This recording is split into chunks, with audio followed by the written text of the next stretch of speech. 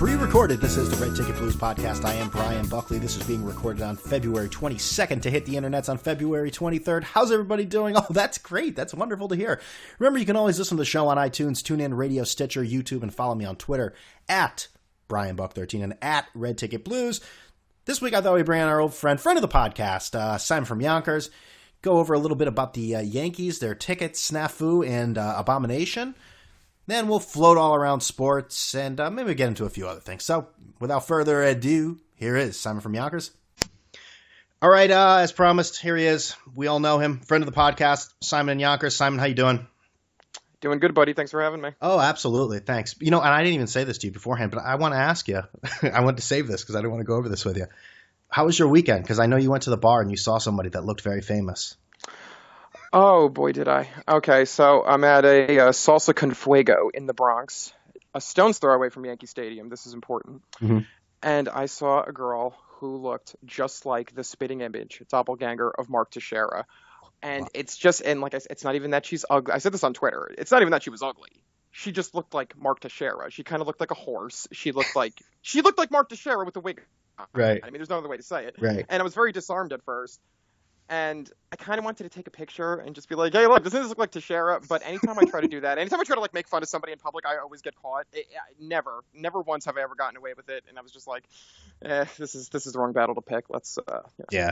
People are. Everybody will take my word for it. And then even worse, you try to take that slide picture, and then Mark Teixeira's female comparison looks over. Excuse me, what are you doing?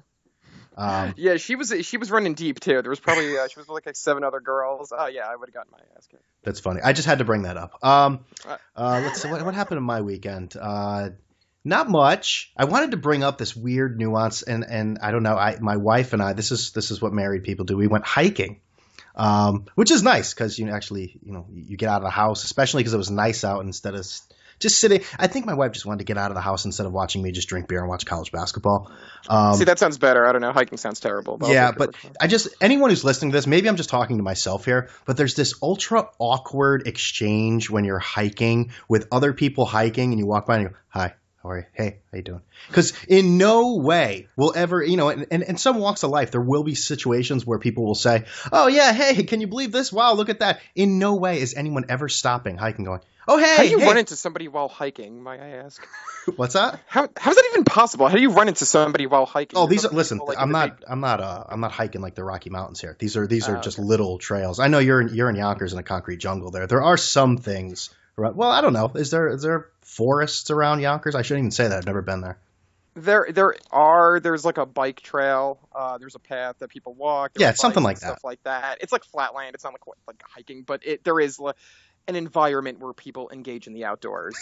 Legal environment, unlike the nefarious activity of Yonkers that takes place outdoors. Exactly. I've seen Yonkers on that Manhunter show. You ever watch that? No. Oh, it's just, but basically it's just this. This wasn't even on our schedule at all to talk about.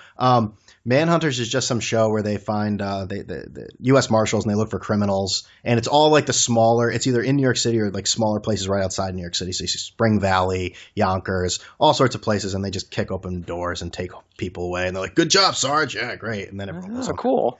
Oh, glad to know that's happening right in my home state. Congratulations, that's great. Okay. All right, so I figured we'd jump into, now spring training is starting, Yankees and Mets, obviously the local teams, and a lot of noise being made out of both of them. The Mets were in the World Series last year, and for as much as I guess I'm supposed to dislike the Mets, I don't really know why, but they look really good, and I guess really they haven't made too many changes other than re-welcoming Yoenis Cespedes back. And did you see that massive truck he drives? Oh, yeah. I mean, he really came in style. Really Maze Hayes. That thing. Rolling up. Is you know how people can like obnoxiously drive a big truck and take up 3 spots? That thing probably takes up 3 spots on its own. Like, that thing was fucking huge. But that, like, fits him so perfectly because he's got the neon armband. He's smoking cigarettes in the dugout. He's got the backwards hat. He's launching bombs, bat flipping. I mean, what else do you expect him to drive? I don't think he's coming in with, like a Prius. Yeah. Yoenis makes his presence known. Did you see that exactly? So you mentioned the cigarettes right in the locker there as he's doing just talking with everyone, with the reporters. He's got like 7 packs of Marlboro Reds right in the locker. It's because like the Cubans, they're still living in like 1950. Yeah, you I know, know. they drive Chevrolets. They're still smoking 2-packs. You know, it's it's a different culture over there. I like But, he doesn't even screw around either. Marlboro Reds. I mean, yeah, oh yeah, and I'm a loser. I went to Lights years ago. Jeez, I'm uh, not Joannis. the Mets though, I don't know, man. There's really not. Everything looks great for him. I guess Harvey made some noise a few weeks ago just about his contract, but I mean, whatever. He's not the first person to do it. He's not the last person. I think he's just a shit stirrer. He likes to get things going, people talking. So I think he'll try to get the most money he can. No, he's going to get the most money possible, and it's not going to be with the Mets. But the fact that he's saying that, it's like the right thing because he always has bad press. He always has bad media, and not that I think he should. But, right. The fact that he's even open to it is nice. It makes for a feel-good story. Hey, Harvey might want to sign with the Mets. It's probably not going to happen. Yeah. They should sign two of whoever, whether it's Harvey and DeGrom or DeGrom and Matz down the road.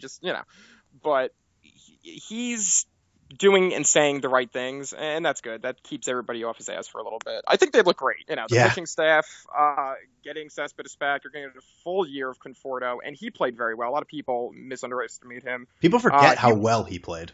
He was just as responsible, not as responsible as Cespedes was, but he was on fire in the second half. Yeah. And their infield looks good. It's tough to find a lot of holes with that team, especially because I don't think anybody else improved all that much from the NL East. So I know the Cubs are the darlings of the NL right now, but they still got to go through the Mets pitching staff, and I wouldn't count them. Yeah, and the other team, the New York Yankees, they got all sorts of, well, maybe not on the field stuff, but quickly on the field. Let's see. I mean, they brought in Chapman and Castro, and Chapman had a personal day today, which is great. You love personal days after, when he's up against a suspension. Personal days that they won't talk about where he is because it doesn't look weird at all. He's in a law office somewhere. He's like talking to Saul Goodman. Yeah.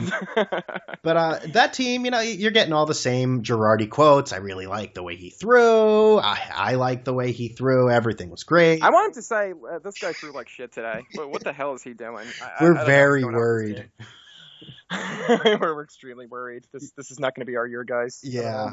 I'm worried about that pitching staff, honestly. I know you're a Yankee fan. Listen, everyone wants to harp on how great the relievers look, and they do look great. I mean, even if Chapman is suspended for God knows how many games, that starting pitching, man, it's the same ragtag group from last year that could fall apart in 2 seconds. I really can't get up for that. See, I'm on the opposite end because I think they have a much higher ceiling when healthy than anybody is really talking about. And I know, but if they all get hurt, but they were saying the same thing last year about the position side and the pitching rotation, and for the most part, guys stayed healthy. Right. And for the most part, I know even Teixeira had like a contact injury last year. He had a ball off the shin. Why didn't you ask him about that at the bar? I said, "Oh, your shin looks to be healed up. Want to dance?" But the staff looks good on paper, as they always do. But they have a high ceiling. You saw what Pineda did last year, that 16 strikeout game against the Orioles. Tanaka, even if he's a notch below an ace, he's still very, very good. He's still an upper echelon pitcher. You're getting possibly 200 innings out of Severino. There's a lot more to like than there is to dislike. And I think people are forgetting, too, the bullpen last year before Chapman was great. Yeah. Shreve absolutely fell off a cliff in September. God, remember that game when he just walked everyone? Oh, my God. I was going to say intentionally walked, but it wasn't. He walked the bases loaded, I think, 3 times in a row. That's against Toronto. I still have dreams about that sometimes. It's just him. It's just like carousel going around and around. See what my dreams are like? They're chasing Shreve. Oh well, you should go see Shrink for a while. But maybe I should go see Kurt Rambis. I have better things to dream about. But yeah, no, Shreve was great before his meltdown that you're still dreaming about. Lindgren, you're gonna get hopefully a full year of a healthy Lindgren after he underwent surgery last year, and so that's 2 lefties that you throw in the pen ahead of the big 3. Plus they have the shuttle guys from AAA. The bullpen top to bottom seems pretty good, even beyond Betances, Miller, and Chapman. So I think the pitching staff is going to perform above and beyond. You know what? I mean, you make great points. I just don't think they'll be as healthy just because it's some of the track record of some of them. But the ceiling, I can't disagree with that. I can't. I don't know. I also think that they have more pieces to make a move at the deadline. Yeah, this that's year. true. I wouldn't be surprised if last Chapman year, was dealt. If they, let's say they weren't in it or whatever, I wouldn't be surprised if they dealt Chapman. He's on a 1-year contract. Maybe get something to somebody. it could. Doubtful. They would have to get value though that matches the first. Because don't forget, they're going to offer him the qualifying offer. Yeah. And get the sandwich pick. So you're going to have to get equal value. Somebody's going to have to give you a player like that. And if he's still tangled up in legal drama, you might. God, not I get hope that it's value. over with by now. But I mean, by then. But they also have pieces to make that move that they didn't last year, and they were up 7 games, and Toronto added the best shortstop and the best pitcher, probably in the league with Price and Tulowitzki, and that's how they ended up winning the division. Yankees don't have to stand pat this year because they actually have some guys coming up in the system. Who's more brittle, Tulowitzki or Teixeira? Oh, that's a good one. I don't know. Teixeira runs like a pregnant woman. He just looks like he's gonna shatter. Well, that's you know what? That makes the decision much easier. So we're gonna go with Teixeira. Okay. But you know what? I wrote about something today, and you have been very active on Twitter about this, about how the New York Yankees hate their fans. Well, the fans that don't have just copious amounts of money, and they eliminated StubHub from their dealings. And I'll say this in defense of the Yankees. The more I thought about it, I get why they wouldn't want to do business with StubHub. The fact that, hey, you're in business with basically an organized ticket scalping place. But don't get involved with it in the first place. And now they just look like assholes from Lantra's point of view with his comments. Why don't you tell me what you think about it? Oh, well, I'll give you the cleaner version of what I think about it. First of all, his comments were an absolute disgrace the other day. I had never seen a more organization that's less friendly towards their fans than the Yankees are. And this is even before all this. Forget about this for a second. You see other organizations putting on these fan caravan events or having banner day, let the kids run around the bases. They have nothing like that. They think their farts smell like fucking roses and fine wine. They don't let the fans do anything fun. You can't even go to your seat during an at-bat. You got the stupid guy holding the sign. How may I help you? It's the whole stadium, the whole front office, Levine's ugly mug, Trost with his awful earmuff hair, pontificating. Oh, we don't want anybody sitting. No, nobody sits in the seats anyway. Yeah. You should want somebody sitting there because it looks pretty bad. That's the most ridiculous part of it. No one's sitting there anyways. It looks terrible. It looks horrible on TV. The optics of it are bad. Everybody knows the reason why nobody sits there. And, this is like the only chance that you can get for some people to get into the ballpark on a work night. Mm-hmm. Or, hey, you say to your buddy, hey, but you want to check out StubHub? Let's go to the game. Yeah, sure. You jump right on the train. You're there. They took away that option. And, they're just not a fan-friendly organization. They haven't been for some time, but at least under the auspice of winning, it was great because you were winning titles. You saw great players. You had great moments, so you could deal with them thinking that they're a luxury brand. But now it's becoming harder and harder to deal with, and I don't blame anybody not wanting to go to the game. I don't certainly want to go to a game after reading everything Trost said. That quote, and quite frankly, the fan may be someone who has never sat in a premium location, so that's a frustration to our existing fan base. Yes. By the way, let me give Trost a little message here. I did sit in those seats. You son of a bitch! I sat. Oh my god! It was great. You pauper! You don't belong there. Oh, I was such a pauper, and I've never sat in nice seats and had a great experience with the people surrounding me because they always look at you when you boo somebody or if you start heckling. I like friendly heckling. I'm not going to sit there and talk about your mother, but hey, you strike out, hey, nice whiff, and then you get the dirty looks, and it's these people that had absolutely no class to begin with because all everybody does is eat down there. Like, I use this joke 10 times a day for everything. Like Romans in the vomitorium until they can't eat anymore, and then they vomit, eat it again. And I saw people grabbing handfuls of I don't know what fantasy world he's living in. The people that get these seats, they get them from their corporations or the companies that they work for. These people themselves aren't part of the royal family. There's no like lineage to King Henry VIII. They come here and act just as bad as anybody else does in public, unfortunately. It's funny. It's so I don't know exactly who he's protecting. Yeah, these people, They're the kind of people that when you see those things, hey, you don't have to worry about calling an usher or whatever. You can just text this number if there's something going on. And, they like to have that for, the outrageous drunk who obviously you don't want to get in a confrontation with. But I bet you know who uses that the most? It's people down there who will say, you know what, this guy's cheering a little bit over here. It's a little bit too much for me and my family. We like to watch the game in silence while we look at our phones.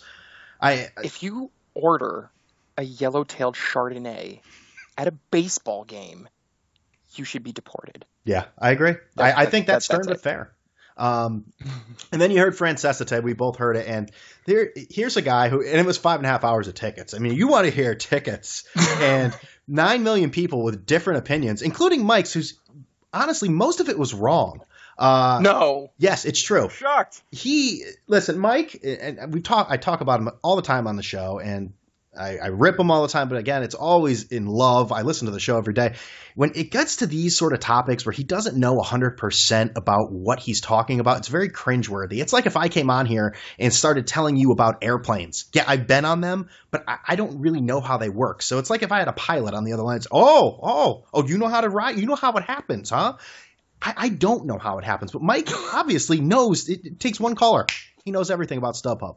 And then it was just very frustrating to listen to if anyone listened to it. He also claimed that because of Stubhub, you could get we were talking about this earlier, $2. If you go in there, $2 just to get in the legend seats, which is complete unadulterated horseshit.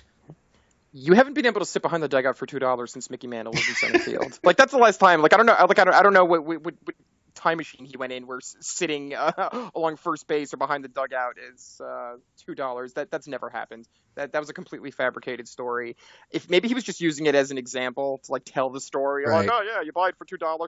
If somebody told him that and he bought that, I have absolutely no idea what to say. It's complete fiction. Again, you're listening to a man talk about the ticket process, which whatever the way the ticket, the market is moving, Mike seems like he's on the cutting edge of it and he's so far away from it.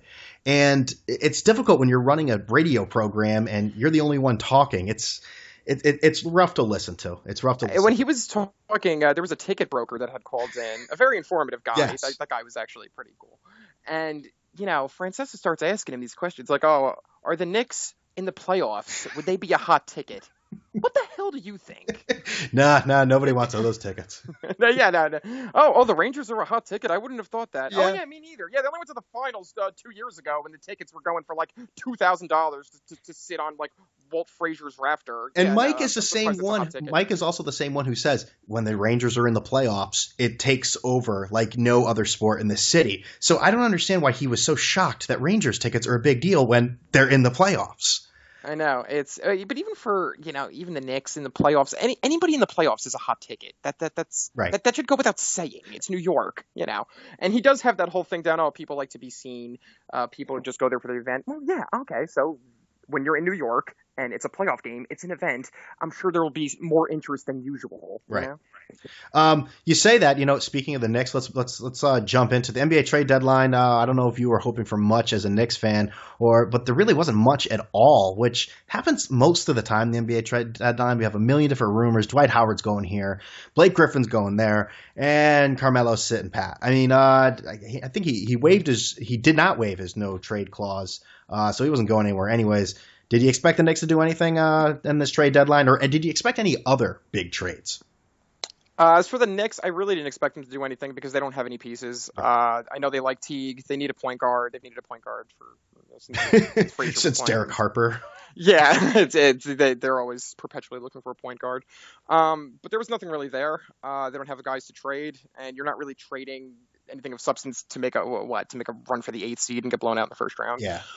Melo, I didn't think they were actually going to trade him. I am pro trading Melo because you can't have one guy taking up that much cap room, and this is kind of the results year after year. You're out of the playoffs, and I like Melo. I've been a big fan of his since Syracuse. But signing him to that contract, he already had that much mileage on him, shoulder problems, knee problems. It was a bad idea from the get, and Jackson says, "I want to win with Melo. We want to win with each other." I don't know how true that is. I have absolutely no idea. I really don't believe that is the biggest face-saving comment I've ever heard. What's he supposed to? I want to win with him. I want to see Jackson come out there and just be. He should just be like, he should sound like Tannenbaum and just be like, it's a process, it's what we got to do. Instead of going out there and say we want to win with Melo. I mean, it's just stop it. I mean, no one's really buying that. He's 31 years old. His knees are breaking down already. Like you said, tons of mileage. Stop it. I don't even know what the process is at this point, because now if they hire, not to get into a whole mixed thing here, but if they hire another coach, another triangle, and it's going to be a triangle guy, it's not going to be Thibodeau or whatever. No, there's no way Thibodeau's coming here. Absolutely not. Or Van Gundy, the perpetual Van Gundy rumor. But, if he hires another triangle guy and this guy fails, then what? Then what's Phil's status here? Is Phil staying here? He's in his 70s. He's got the opt-out after next season. How long are we really going to build through this guy's vision when he's not going to be here to see it? Why not just hire the best guy available now while you still have Porzingis and Melo together? You're going to have some cap room in the upcoming years. I don't really see why you're trying to, forge this triangle stuff down everybody's throat if Jackson won't even be here to. Exactly. I mean, Phil is not in great health. And like you said, is he going to be here to see any of this? He will be in a bed all the time by the time this process works. I mean, you have Porzingis and you have Melo fading. That's all that's here. I mean, that's it. And none of these other guys are really. They're nice. They're not young guys. Upside Jerry and Grant is nice. I like Derek Williams. He's a good player, but these guys aren't. They're glue guys. That's not. They're not even role players. They're glue guys. Exactly. But that's the Knicks. I didn't think they were going to do anything. Yeah. So this really pretty much fulfilled my expectation of nothing. But if you're gonna let's just stay with the Knicks here. If you want something, I mean, you got to be more proactive, like their current coach, Kurt Rambis. If you like something, you have to let it be known, like porn on Twitter. And you wrote about this today. I did. Our buddy Kurt, he liked a little something dirty on Twitter. It was a tweet of this was a quote from the Daily News. It was an Asian woman pleasuring herself. Not to be so crude, but now they were trying to say that he was hacked. Now, I don't know who hacks an account to like one porn tweet and then, logs out of the account. I would do something a little more malicious than that if I hacked. Such a diabolical thing to do. It's like, listen, we'll get into the account. We'll like one porn thing. Go out. They'll never see us. It's so ridiculous. You know what the crazy thing is? He had to address it. Why the hell would he have to address it? What does that have to do with anything? I know. What do you even? What are you expecting? I like porn. Yeah. I like when they masturbate. I don't know. Yeah, I mean the X-rated pic was captioned "Love female masturbation." Hashtag NSFW for those who don't know, not suitable for work. He really liked the tweet. I mean, I'm not sure why he's doing that. Put it this way. I have liked things by mistake before, but they're usually from people I follow or people I know or things I'm not associated with, but things I'm looking at. I guess that's what he's looking at. I feel like you're subtweeting me very hard right now. It said the coach has been married to his wife, Linda, since 1985. Still follows at Great Ass Daily. So maybe he's true to the cause. I don't know. That's a top-notch account. I mean, Great Ass Daily. It's not even like bi-weekly or monthly. It's daily. I mean, I can't even hate on that. But this is like only like the 4,000th biggest scandal in the last 15 years at SG. I mean, you just had Derek Fisher. Yeah, exactly. Like banging his players' wives and everything. I mean, this is like such small potatoes in the big scheme of things. It's almost this like doesn't even qualify as a scandal. Everybody's gonna forget it. I think everybody forgot about it already. Yeah, it's almost like Derek Fisher was on the way out and he's like, listen, it gets crazy around here. Let me show you some accounts to follow and just keep the tradition going. Isaiah approved. Everything was great. That's what's going on, MSG. The team is what? Are they 11th in the playoffs for the East? They were 22-22 at one point, and that feels like it happened, years ago. Yeah. They've lost 11 of their last 12. I'm not in front of the television now. They're probably losing tonight. Jimmer Fredette is playing, so that's going to take the heat off. Yeah, that's cute for a few days. Jimmer. Yeah, Jimmy, as Mello likes to call him. Called him Jimmy. God, you don't even know your teammates' names. Jesus. He's like that. He's like that athlete, like that guy who just probably calls guys in college on the team, just calls them by their number or something. Hey, 15, good pass, whatever your name is. I'll see you in class. Maybe, not really. He probably called like Clanthony early Carl when he went to go visit him. He just had, like, shortens it to whatever it should be in his mind. So that's the Knicks. I don't know. I think it's still a little too early to see what's going on with the NBA. Like the Western Conference, real quick. Man, the three teams that are leading those divisions are so far and ahead, better than everyone else in the Western Conference. It's crazy. The Warriors, Spurs, and who's the other team I'm thinking of? I'm missing somebody. That shows you how much I know. I only thought the Warriors and Spurs. I thought there was some. I thought the other team was really far ahead, but maybe I'm wrong. But yeah, the Warriors. Do you know why I like the NBA for that reason, though? NBA is like the last league that's a meritocracy. Yeah. Everybody else has like all this mediocrity and the parity, baseball, hockey. Especially football this year. Especially football's a joke. It's all a joke. I actually like the NBA that the best teams are always in it, and it's always like it's always 3 or 4 teams, but it always has the best players. It actually means something when you're that good in the NBA regular season. It means nothing in any other sports. So people say the NBA regular season, like, oh, it's meaningless. Why even start? Half the teams make the playoffs. Well, you have greatness at the top, and those guys always get to the finals. Yeah, I will say that I don't love the idea of the entire half the league making it, but you're right about that. People want to see the best team play. That's why it's a superstar-driven league, no doubt, and usually the best players have those superstars. But, I mean, the ratings for the Cavaliers or the Warriors, I guess the Spurs are the exception just because they're really not exciting. Their ratings for all the other teams, I mean, people want to see those teams. Just so you know, a side note here, I guess someone associated with the Knicks has said Rambis' Twitter account has been frozen as the team works with Twitter to figure out what happened. Oh. God, I hope they find out what happened. I know. Because this is important. Well, if somebody's hacking into your you're probably not going to be able to run any plays that the defense doesn't know what's coming. Oh, God. We just talked about the NFL. I thought you'd jump in on this. The Jets parted ways with baby maker Antonio Cromartie. I don't know who is going to pay for anything. He has a lot of mouths to feed.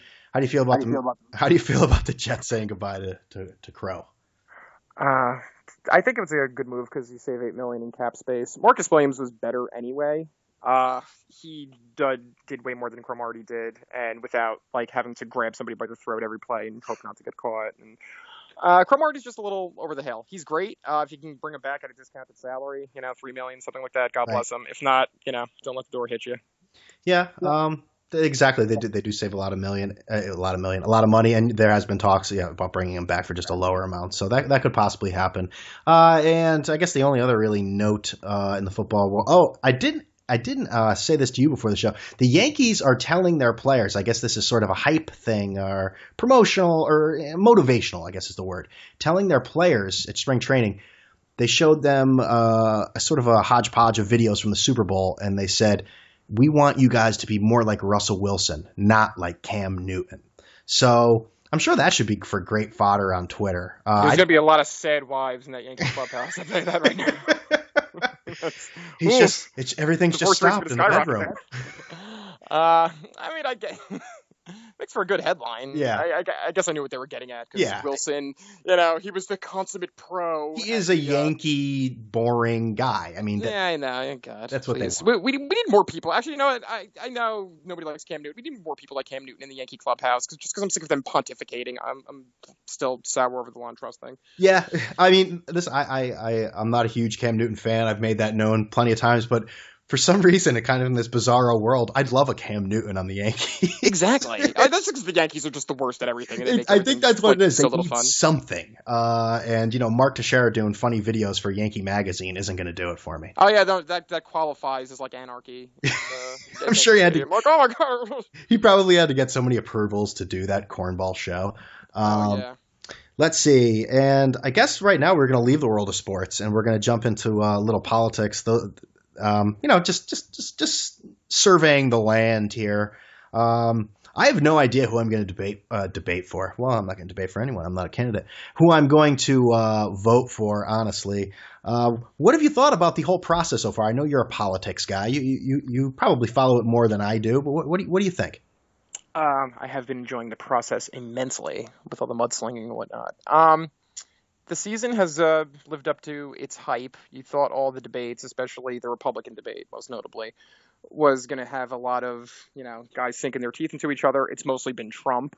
And you saw what he did to Jeb Bush. But this guy's just like single-handedly ended Jeb Bush's career. I have never seen anybody so thoroughly dominated in anything. It doesn't matter what it is. I don't even care what we're talking about. I've never seen anybody dominated the way Trump took Jeb Bush to the woodshed. It was uncomfortable to watch sometimes. I felt so bad for you. At some point, you just like, okay, it's like kicking a dog in like a corner. I mean, God. Did you see, let me interrupt you for 1 second. Did you see Trump actually issued a warning to the Ricketts family, owners of the Chicago Cubs, saying that they better watch, I guess that they're raising money to against him. I didn't say who, but that's what his tweet said. And he said, they better watch out because there's a lot of dirt on them that's not known. He just openly blackmailed the Ricketts family, and everybody's like, "Oh, that's so cool, Donnie boy." Yesterday, he was saying a tale that was like right off of like a Facebook feed about how they dipped the bullets in pig's blood and shot them at the Muslims in the Philippines. It proved to be like not true at all, but I mean that sounded like something out of a Slayer song from the 80s, and I was like, "Wow, pig's blood, bullets." Yeah, no, that's the thing. This has gone into just complete anarchy for typical politics.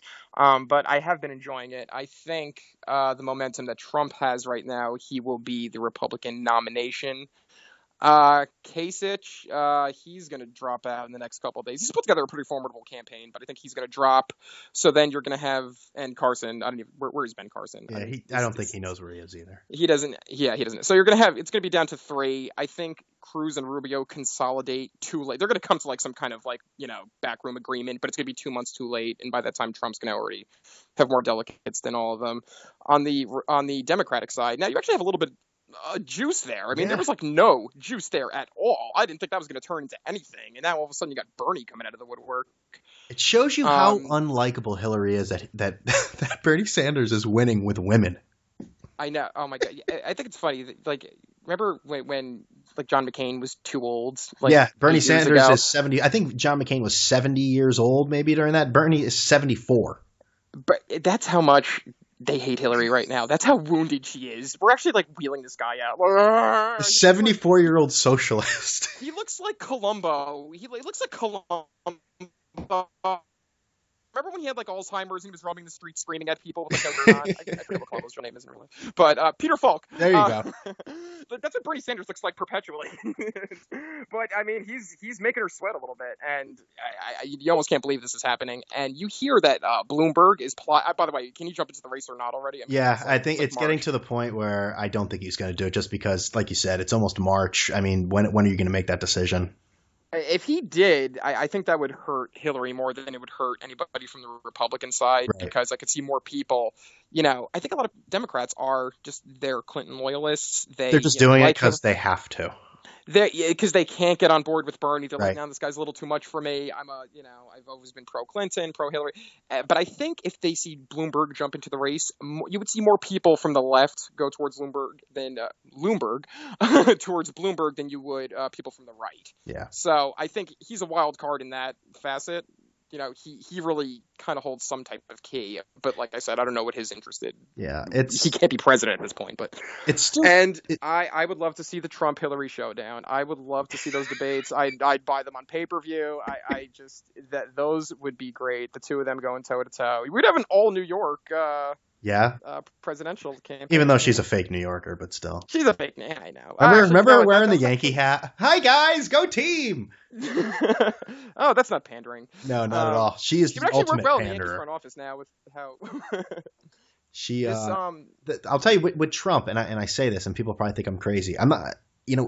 I think we're becoming like sanitized to Trump's craziness, that some of the stuff he's saying is almost starting to make a little sense. It's like, I've heard you say so many ridiculous things and so many offensive things that it's almost like, wow, that less crazy and less insensitive thing, that kind of makes sense. But at the same time, you have to take a step back and say, all right, I'm also voting for this guy who is insanely offensive to like 9 million different people, and you're also falling in line with the brain dead people who are 100% all in on Trump, which is mind-numbing to a certain extent.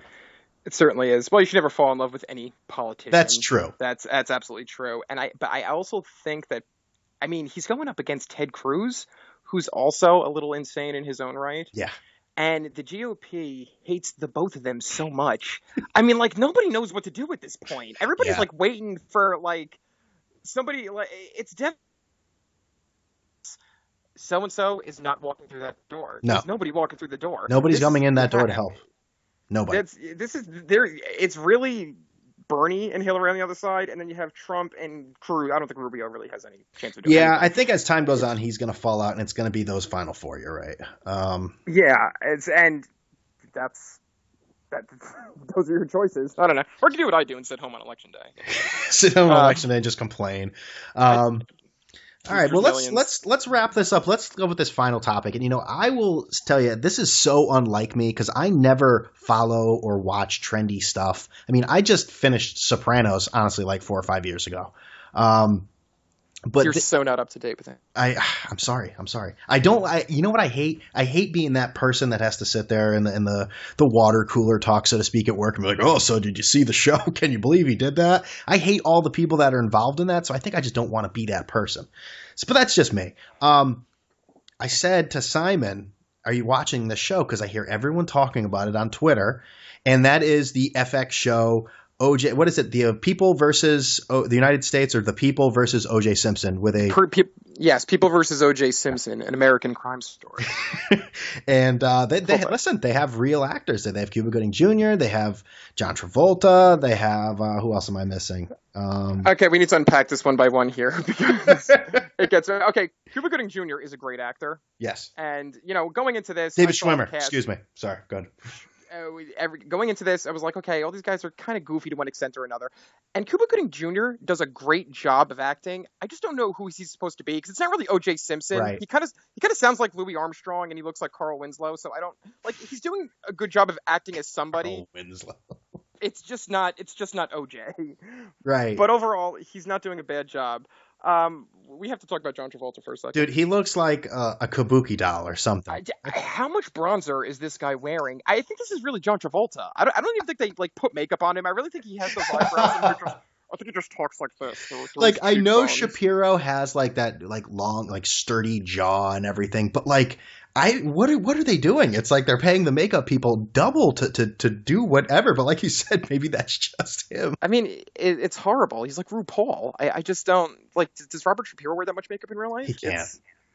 And just the talking through the arched eyebrows. I mean, Travolta is just I can't believe this guy was like Vinnie Barbarino. It doesn't even look like the same person. It's very scary. He talks and his face doesn't move. It's just his mouth moving. There's no the face continues to stay solid. It's just no juice. Just everything will be fine.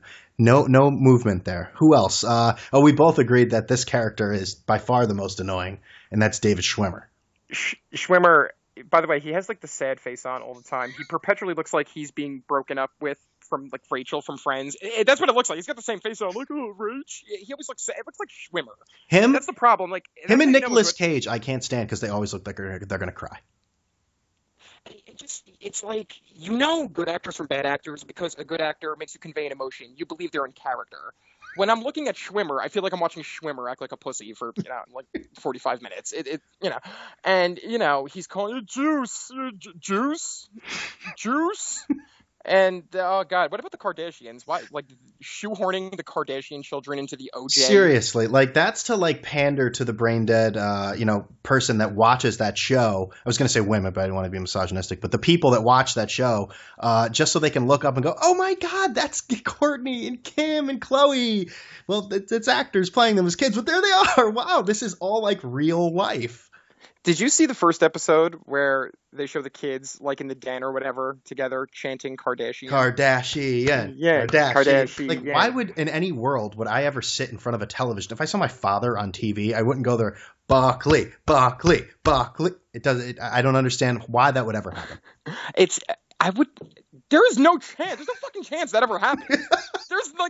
What are the odds? I would bet my friggin' house on it. There's no way the five of them were chanting Kardashian. And they all decided in unison to do it too. I know. I wish there was that much unity in the family now. What with all the Kanye drama. But anyway. Uh, But the show was actually pretty good, I have to say. Like, I mean, I thought it was. There's tons I of thought it was it's so overacting, but still, like it's a lot more like you said, it's a lot more solid than I thought it would be. I think it's just like the age of, I don't even know what you call it. It's not upper echelon television like Game of Thrones or anything like that, but even the miniseries Right. of 20 years ago were so bad. But today they're good. You Yes. could watch them. It's respectable. And that's just the age of television now. It's all pretty good for the most part, you know. The only problem I see with it, this is 10 episodes. That's a lot. I mean, I get there's commercials and everything, but anyway, we're talking 45 minutes each episode. That's a lot to go over. I wonder how far they go in this. I wonder what happens at the end. I have no idea. I'm on the edge of my seat. I can't wait to see. I hope the Kardashians make another appearance. I totally think he's innocent, by the way. Oh, yeah, of course. Do you really? Of course. He was Nordberg. Naked Gun. You crazy? Heroin, no, I will Frank, share a real story heroin. Give me a couple days. I will share a real story. I remember as a kid, this was 1994, 95, so I was yes. 5. I was 5 going on 6 when this was going on. And I think we were the only people in America that were rooting for OJ. I have no idea. My dad just didn't think he did it. He was like, no, that guy's innocent as shit. And we were like, okay, you know. And and I had Naked Gun bias at that point because I'd already seen it. Oh, yeah. So, yeah, no, he totally did it. No, Yeah. you know, I'm not that screwed in the head. But yeah, no, we were like, oh, I was like one of those people. I would have been over the overpass holding the Go OJ sign, like when he's with AC in the Bronx. That would have been me, like in 1994, if I lived in Los Angeles and, you know, I wasn't 6. But where you go? Nowhere. Jumping on my bike. Go OJ. Yeah, OJ. I don't know what to say. I think there's a reason he got sentenced for such a harsh sentence on the crime that he's currently in jail for. I think a lot of it has to do with people. It's not the right injustice, but it's payback. Exactly, and it's not. Again, it shouldn't be right. It's out of state. It's not the same judges. It's not the same crime. But yeah, I mean, sorry, Juice got drained. I think this goes to show you, if you just like go near the Kardashians, your life just turns to shit. Yes, you either become like a drug addict, like what's his face, Lamar Odom. Lamar. I saw this great meme on Twitter, and it was Kris Jenner sitting with Bruce Jenner. I think she had just gotten, or maybe in the process of getting divorced. And they're sitting in the courtroom to see her ex-husband or soon-to-be ex-husband trying the guy that is rumored to be her daughter Chloe's father, OJ. A lot of triangles there. Oh man, sounds like a Derek Fisher practice or something. They should put Bruce Jenner in the OJ like document. They should have actually paid no attention to the time period. They should have had like him as Caitlyn Jenner. They should have had them like talking on like iPhones and like Googling things. Or at the very least, just shown his like progression to be more, I want to be a woman, I feel these feelings, or just like it's that time of the month, just like comments like that, just being like, it's that time of the month, and the viewers like, oh, that makes sense because he feels like he's a woman. Got it. Yeah. Oh, look at it. It's the Kardashians, honey. It's Caitlyn. Yeah, the whole family could sit around. See, this makes sense. It brings real life and old things together. Yeah. Okay. So I'm looking for. I've only seen the first 2 episodes actually. So if I actually have not seen episode 3 yet. I think it's on demand. I think my cable system updates tonight, so maybe I'll watch it after this. And I'm looking forward to see Travolta's face again. His like disturbing eyebrows and him talking through like a 3-centimeter hole in his face. Oh my God, he's just scary. He's scary. I mean, he's like beyond. We don't even talk about with Travolta on the set anymore. It's like, so Scientology. Hey, you get a massage late. Like, what do you even say to this guy? Exactly. Those are the things that immediately, if you see that guy's face somewhere, let's say you're walking down the street and you see John Travolta, those are the things you're gonna immediately think of. You're a Scientology freak. You love massages from who's it? Airplane pilots and the nude. Yeah. Something. That is like the weirdest fetish to have. That's even weirder than like Kurt Rambis. I mean, like airplane pilots. John Travolta. That's when you get so rich that you have to just make up fetishes. He has to have like some type of like face removing fetish after doing that movie with Nicolas Cage. Like, he probably puts on like a mask of like another celebrity and makes Kelly Preston call him another name. Oh God, Sacha Baron Cohen. All right, Simon. Lord. Anyway. I think we're all good here. I appreciate you being on, and you can always follow Simon on Twitter at SMARQS Marks. Smarks. Okay, Simon. Thank you very much. Thank you, Brian. Thanks for having me, bud. Have a good one. There he is, Simon from Yonkers, always bringing happiness and joy to the world. That's why he's a national treasure. He's a global treasure. Hope everyone enjoyed the podcast. Remember to listen to the Thursday talk this week. We will have a gentleman. We're going to stay in the area. We're going to stay in the New England area. We'll leave it at that. New England. Okay. Remember, you can always listen to that podcast, this podcast, and all the podcasts before on iTunes, TuneIn, Radio, Stitcher, YouTube, and follow me on Twitter at BrianBuck13 and at Red Ticket Blues. Like the show on Facebook. Remember to go to your podcasting venue to leave a review and a rating of 5 stars. That's all you leave. You'd have to be certifiably insane to eat that hot dog. And with all that being said, I'm out of here.